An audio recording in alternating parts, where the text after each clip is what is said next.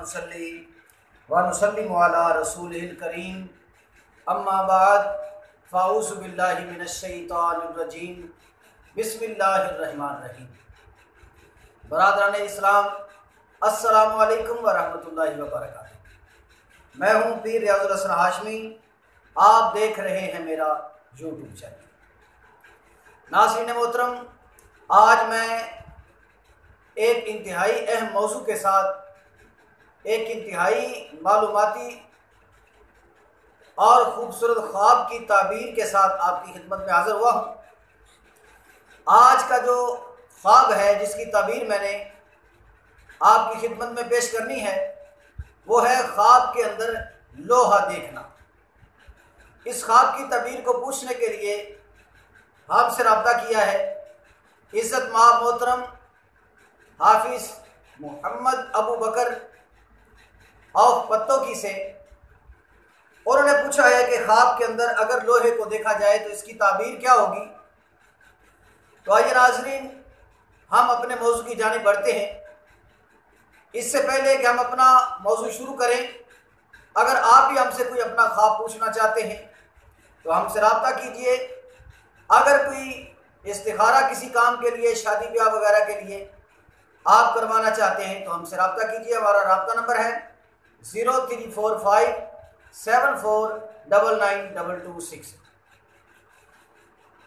خواب کے اندر لوہے کا دیکھنا۔ خواب کے اندر لوہے کے دیکھنے کی بہت ساری تعبیرات ہیں، بہت ساری نوعیات ہیں۔ جس طرح کی کیفیات ہوں گی اس طرح اس کی تعبیر کا اثر ہوگا اور تعبیر کی الگ سے پہلو ہوگا۔ سب سے پہلے تو لوہا یہ انسانیت کے لیے، انسانوں کے لیے نفع بخش ہے، اور لوہے کی فضیلت اور کمال جو ہے اس کے بارے میں اور کیا کہا جا سکتا ہے۔ اس کے علاوہ اللہ رب القدوس جل مجد الکریم نے لوہے کے نام پہ پوری ایک سورت مبارکہ قرآن پاک میں نازل فرمائی ہے جس کا نام سورۃ الحدید ہے۔ یہ 27ویں پارہ میں اور سورہ نمبر 57 یہ سورہ نمبر ہے، یعنی لوہے والی سورت۔ تو اس میں اللہ تبارک و تعالیٰ نے ایک جگہ ارشاد فرمایا، پہلے میں لوہے کی تھوڑی سی اس کی تاریخ عرض کر دوں، اس کی اہمیت بیان کر دوں، اس کے بعد پھر خواب کی تعبیر پیش کرتا ہوں۔ اللہ نے قرآن پاک میں ارشاد فرمایا، بسم اللہ الرحمن الرحیم، یہ سورۃ الحدید ہے۔ فرمایا وَأَنزَلْنَا، اور ہم نے نازل کیا، الحدید لوہا، فِيهِ بَأْسٌ، اس میں لڑائی ہے، شدید شدید، یعنی یہ لوہا جو ہے یہ جنگی آلات میں کام آنے والا ہے،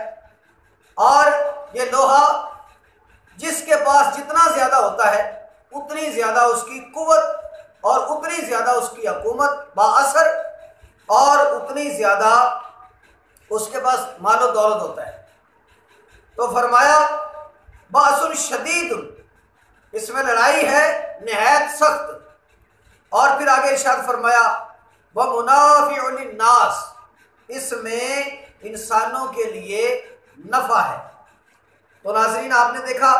اللہ نے قرآن کریم میں ایک تو اس سورت مبارک کا نام ہی الحدید رکھ دیا، لوہے والی سورت، اور اس کے اوپر ترا یہ کہ اللہ نے اپنی لاریب کتاب میں یہ ارشاد فرما دیا کہ یہ لوہا جو ہے انسانوں کے لیے فائدہ مند ہے، نفع بخش ہے۔ ایک اور جگہ پر یہ سورہ قاف، سورہ نمبر 50 ہے، اس میں اللہ جل مجد الکریم نے لوہے کی ایک قسم کا یوں تعارف کیا، فرمایا وَنُفِخُ فِي الصُّورِ ذَلِكَ يَوْمُ الْوَعِيدِ، اور پھونکا جائے گا سور میں، یہ ہے دن وعید کا، یعنی وَنُفِخَ، اور پھونکا جائے گا فِي الصُّورِ، اور جب سور پھونکا جائے گا، ذَلِكَ يَوْمُ الْوَعِيدِ، یہ اس وقت کی بات ہے کہ جب اللہ جل مجد الکریم بروز قیامت اس میں بروز قیامت کا تذکرہ کرتے ہوئے ارشاد فرما رہا ہے جب سور پھونکا جائے گا تو وہ دن وعید کا دن ہوگا، اور فرمایا وَجَاءَتْ كُلُّ نَفْسٍ مَعَ سَائِقٍ وَشَهِيدٍ،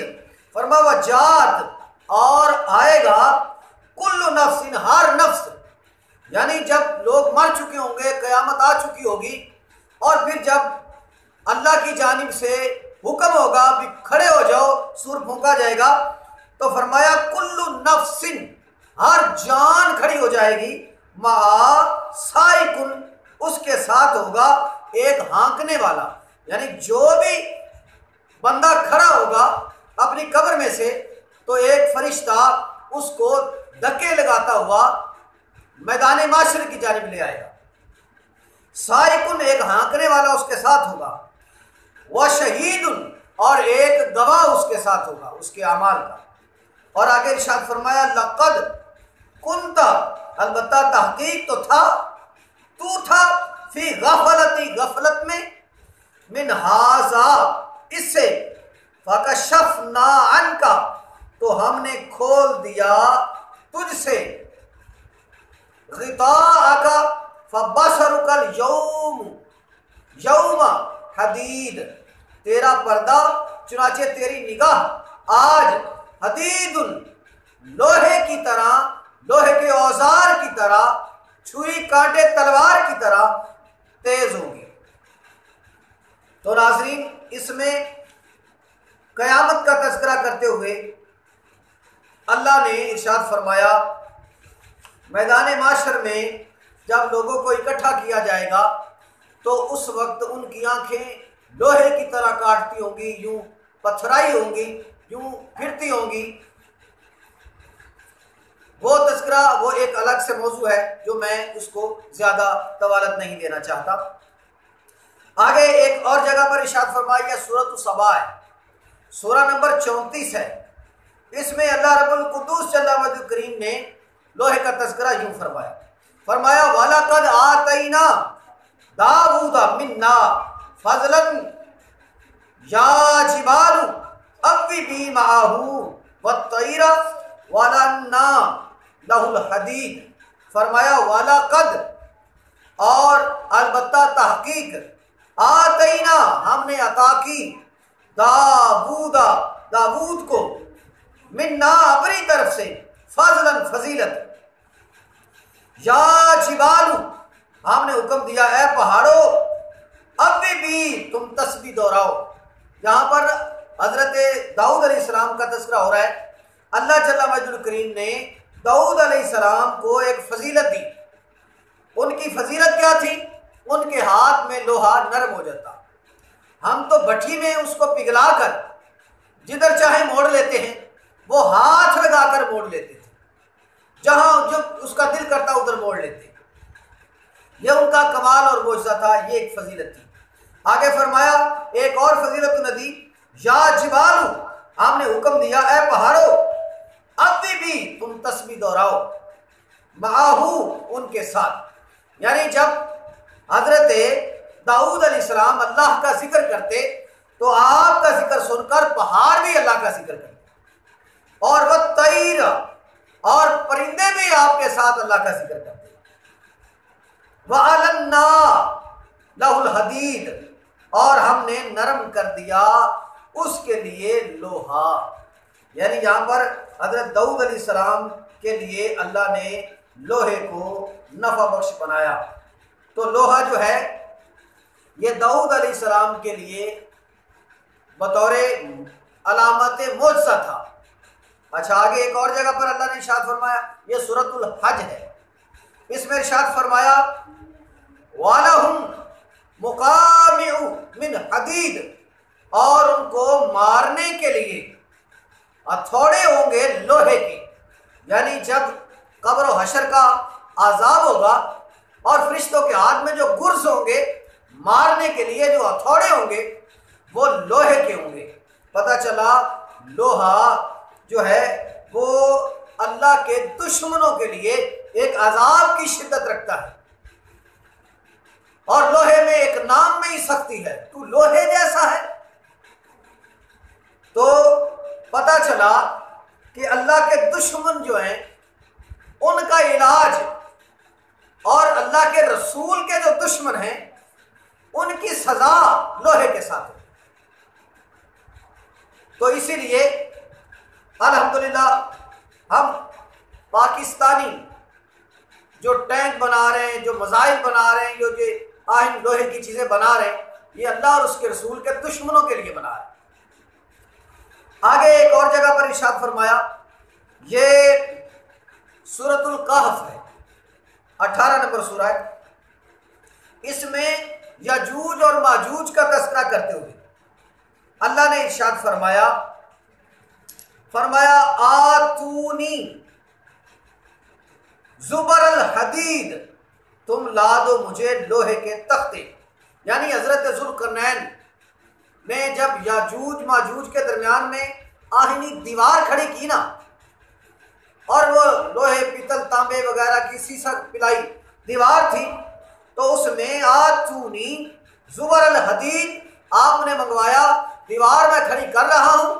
انسانیت کے درمیان اور یاجوج ماجوج کے درمیان،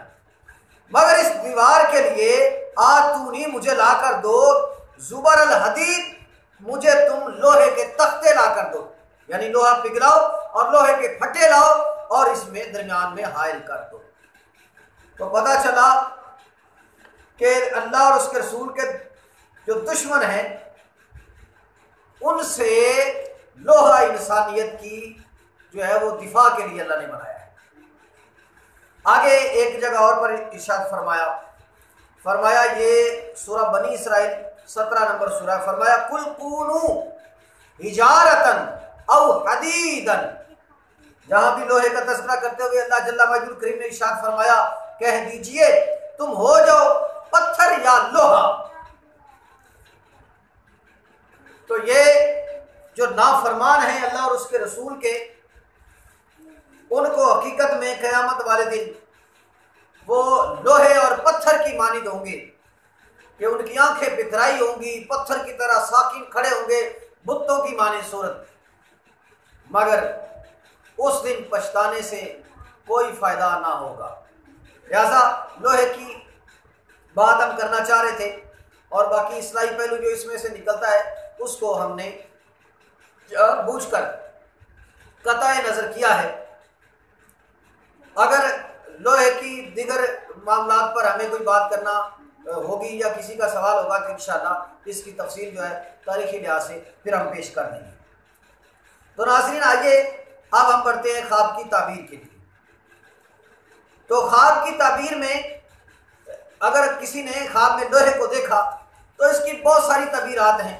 پہلی بات تو یہ قرآن میں ہی 5 مرتبہ لوہے کا اللہ نے ذکر فرما دیا۔ پھر آگے ارشاد ہوتا ہے کہ حضرت ابن سیرین رحمۃ اللہ علیہ آپ ارشاد فرماتے ہیں اگر کسی نے معمولی سا لوہا دیکھا، تھوڑا سا لوہا دیکھا خواب کے اندر، تو فرمایا یہ خادم پر جو ہے اس کی دلالت کرتا ہے، یعنی یہ خادم ہوگا۔ اور آگے فرمایا اگر زیادہ دیکھا تو پھر ارشاد ہوا، آپ فرماتے ہیں حضرت ابن سیرین رحمۃ اللہ علیہ آپ فرماتے ہیں جتنا لوہا زیادہ دیکھے گا اتنی زیادہ اسے قوت، قدرت اور دولت اور وسعت رزق ملے گا۔ اور حضرت کرمانی رحمۃ اللہ علیہ آپ نے ارشاد فرمایا ہے کہ خواب میں لوہے کا دیکھنا صلاحیت اور بادشاہت سے نسبت رکھتا ہے، جیسا کہ قرآن میں اللہ نے اس کے بارے میں ارشاد فرمایا۔ حضرت جابر مغربی رحمۃ اللہ علیہ آپ نے ارشاد فرمایا ہے کہ اگر کوئی شخص خواب میں دیکھے کہ وہ آہنگیری کرتا ہے، یعنی لوہے کا کام کر رہا ہے، لوہاری کا کام کر رہا ہے، حالانکہ وہ لوہار نہیں ہے، کوئی اوزار بنا رہا ہے، لوہا پگھلا رہا ہے وغیرہ، لوہاروں والا کام کر رہا ہے اور وہ لوہار نہیں ہے، تو آپ فرماتے ہیں اس امر کی دلیل یہ ہے کہ کسی کے ساتھ جھگڑا کرے گا، اور اگر یہ خود آہنگر یعنی لوہار ہے تو خواب خیر و برکت پر دلالت کرتا ہے۔ اگر کوئی خواب کے اندر یہ دیکھے کہ وہ لوہے کا کام کر رہا ہے کوئی اوزار بنا رہا ہے، پگھلا رہا ہے وغیرہ ہے، پیشہ لوہاری والا کام کر رہا ہے، تو آپ ارشاد فرماتے ہیں حضرت جابر مغربی رحمۃ اللہ علیہ، اگر وہ پیشہ ور لوہار ہے تو پھر تو اسے نفع ہوگا، اور اگر وہ لوہار نہیں ہے تو یقیناً لڑائی جھگڑے پر منفرد ہے۔ اور حضرت ابن سیرین رحمۃ اللہ نے فرمایا ہے اگر آہنگر خواب میں معروف کو دیکھے، یعنی ایک مشہور لوہار ہو، بڑا نامور پیشہ ور لوہار، اگر کوئی اسے خواب میں دیکھے تو فرمایا یہ نفع، وسعت رزق، حکومت، طاقت، بادشاہت یا کسی بڑی سلطنت میں، یعنی کسی فیکٹری وغیرہ میں بڑے عہدے پر فائز ہونا، اگر کوئی سیاسی ونگ کا بندہ ہے تو ہو سکتا ہے اس کو وزارت، بادشاہت وغیرہ اس طرح کا کوئی عہدہ نصیب ہو۔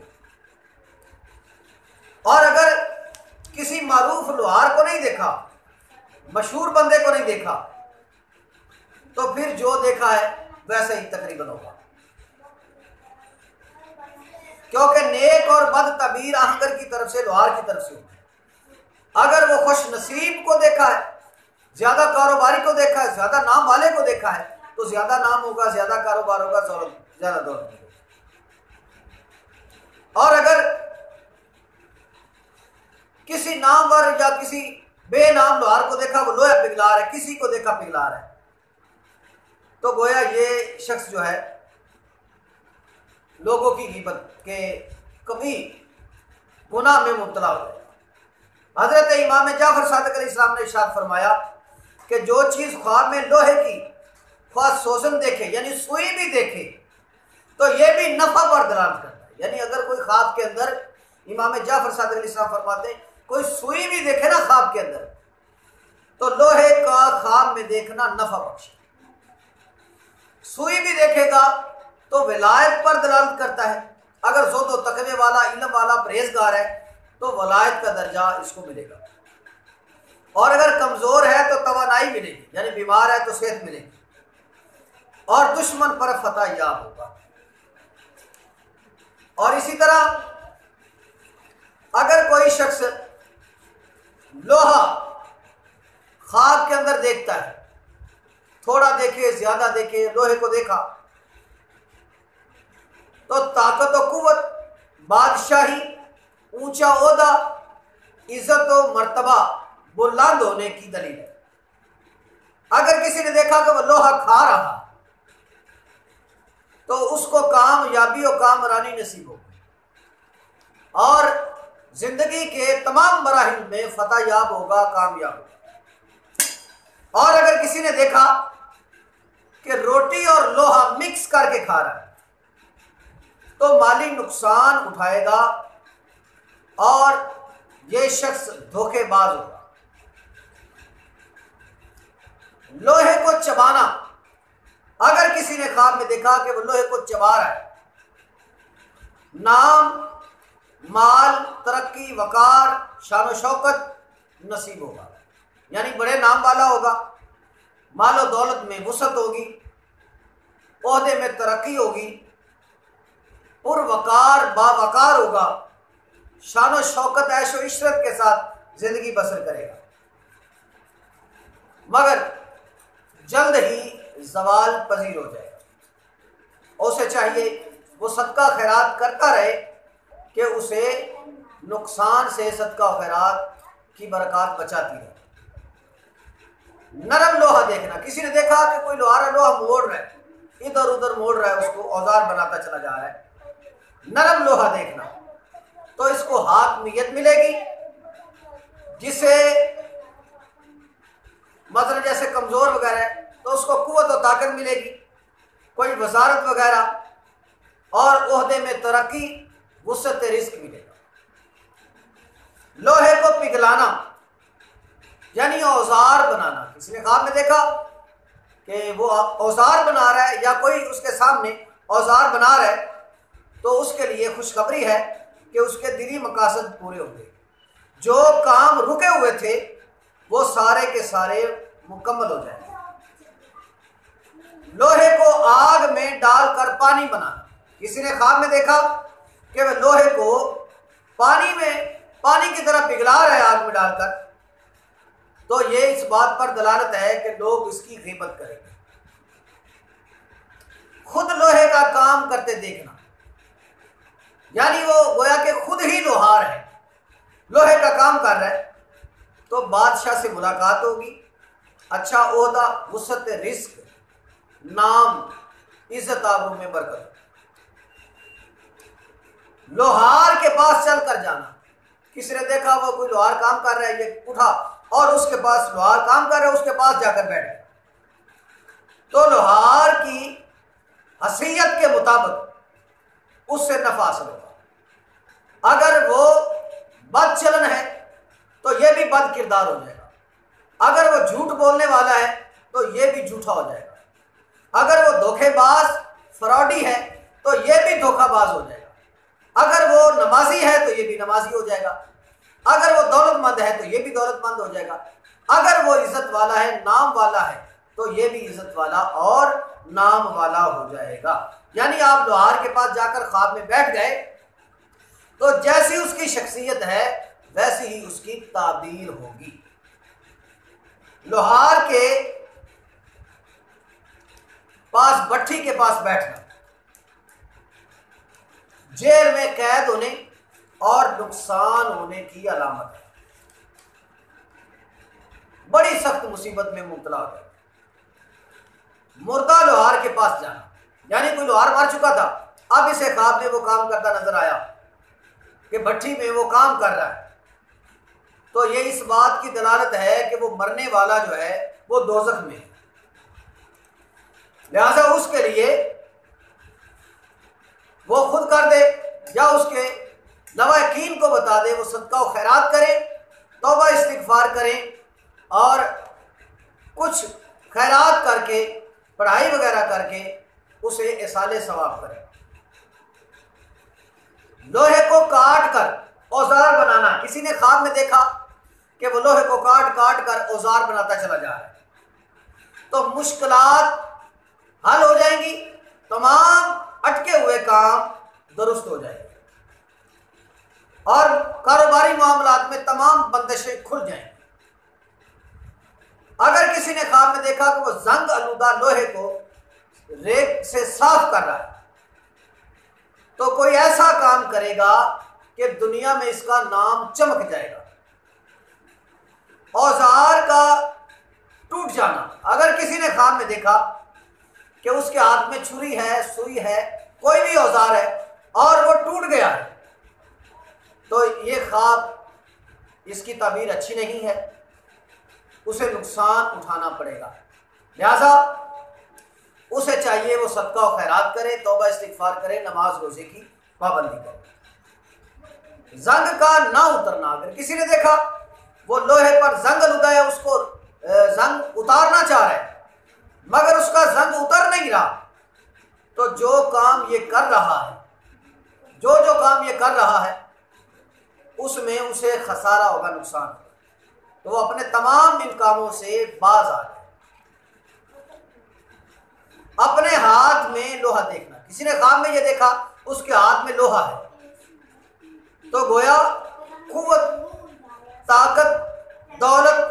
شہرت، عزت اور اونچا مرتبہ ملنے کی دلیل ہے۔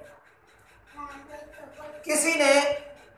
پیچھے سے لوہے کو دیکھا، مطلب کوئی گاڑی میں لدا ہوا تھا لوہا اور اس کے پاس سے گزر گیا، اس نے پیچھے سے دیکھا اچھا لوہا جا رہا ہے، تو زوال کے بعد ترقی ملنے کی علامت ہے۔ اگر کسی نے دیکھا کہ لوہے کا ڈھیر ہے اور وہ اس کے اوپر جا کر بیٹھ گیا ہے، اگر یہ اس کی ملک ہے تو پھر تو اس کے رزق میں برکت ہوگی، مال میں وسعت ہوگی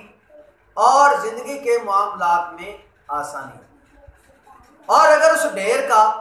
مالک نہیں ہے، کسی کا ڈھیر ہے، اس کے اوپر یہ خود بیٹھا ہے، تو پھر بھی بھلائی،